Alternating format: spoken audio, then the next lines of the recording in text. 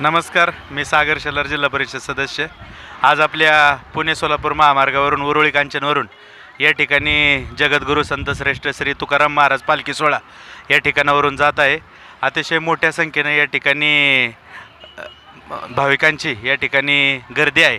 आज सकाळपासून या ठिकाणी यवतच्या मुक्कामाच्या दिशेने हा सोहळा या ठिकाणी मोठ्या संख्येने खाली जात आहे. या वारी सोहळ्यासाठी आमच्या वतीनं या ठिकाणी शुभेच्छा देतो. आज जगद्गुरू संतश्रेष्ठ तुकाराम महाराजांची पालखी पुणे सोलापूर रोडवरून हवेली तालुक्यातून दौंड तालुक्यामध्ये प्रवेश करणार आहे. या पालखीच्या निमित्तानं सर्व वारकरी समुदाय भक्तिभावानं उत्साहानं सामील झालेला आहे. त्याचबरोबर आम्हाला जेवढं शक्य आहे तेवढ्या पद्धतीनं आम्ही करतो आहे. आज बऱ्याच ठिकाणी पंक्ती आहेत.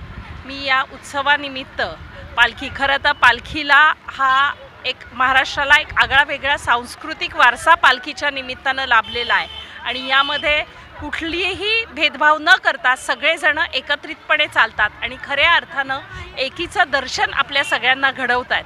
पाऊस काही ठिकाणी झालेला आहे, काही ठिकाणी अजूनही पावसाचा अभाव आहे. मी विठ्ठलाचरणी एवढीच प्रार्थना करेल की चांगल्या पद्धतीनं पाऊस पडो आणि आमची शेतकरी जनता खुश हो, जेणेकरून पुढच्या वर्षी कोणालाही कुठल्याही पद्धतीची अडचण येऊ नये. परंतु आज पालखीच्या सोहळ्यानिमित्त अजितदादांची आठवण ही प्रत्येक जणाला येते आहे. कारण दरवर्षी पालखी सोहळ्याच्या निमित्तानं अजितदादा ज्ञानेश्वर महाराजांची पालखी असेल, संत तुकाराम महाराजांची पालखी असेल किंवा विविध पालख्यांच्या निमित्तानं एकत्रितपणे बैठका घ्यायच्या.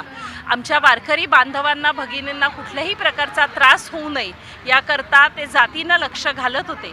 त्याच्यामुळे पालखीतला प्रत्येक माणूस हा पालखी जशी पावलं पुढे चालतील तशी अजितदादांची आठवण त्यांच्याबरोबर आम्हालाही येत आहे. मी वैशाली बाळासाहेब नागवडे, राष्ट्रवादी काँग्रेस पक्ष अजितदादा या गटाची प्रवक्ता म्हणून बोलती आहे. खरं तर पालखी आज हवेली तालुक्यातून संत तुकाराम महाराजांची दौंड तालुक्यात प्रवेश करत आहे.